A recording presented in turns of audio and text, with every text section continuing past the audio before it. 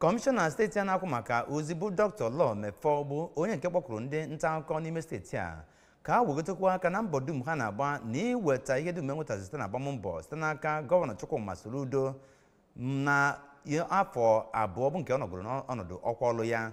N'okwu ọ gwara ndị ọrụ nta akụkọ na Godwin Ezemo International Press Center Ọka n'ọgbakọ Ọktoba bụ nke ha mere ka Dr. Mefor gosipụtara na ọmụmụ nnabata nyere ihe ndị nke a na-eweta n'akụkọ banyere gọvanọ na ihe ndị nke ọ na-alụ n'ime steeti a, ma gakwuo n'ihu wee kwuo na ha kwesịrị ịtụkwasị mbọ na mbọ ha na-agba iji wee hụ na amụma ọlụ nakwazi ihe dị iche iche bụ nke ọ na-eme na steeti a bụ nke wetara ozi ya etu kwesịrị ekwesị na ọ ga-esi wee bịa.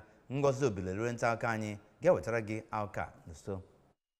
Dr. Mefor nọrọ n'oge ahụ wee cheta na Gọvanọ Soludo enyefeela ihe karịrị okporo ụzọ 400 ka arụọ ma gbapekwa ihe karịrị okporo ụzọ 250 bụ ndị arụchagoro arụcha ka agbawazie n'elu ya, mana ihe ndị ọ kọwara na o mechara ma na-ebiteghị ego ọbụla. N'ozi ekele ya ka onye ji ọkwa Press Secretary nyegara Gọvanọ Soludo bụ Maazị Christian Aburime toro nnọọ mmekọrịta dị n'etiti ndị nta akụkọ na gọọmenti nke steeti a wee dozie ha ka ha jisi ike n'ịkọwapụta akaọrụ gọọmenti n'obodo a, dịka o kwere nkwa ịhụ na mmekọrịta dị n'etiti gọọmenti na ndị nta akụkọ bụ nke ga-abụ ọkpọkọpị. Onye isi ụlọ ọrụ Anambra Broadcasting Service bụ Maazị Chris Molokwu ogbo ya na Civic Social Reformation Office bụ Sachuka Nnabife, onye ji ọkwa Deputy Vice Chancellor nke Paul University Ọka bụ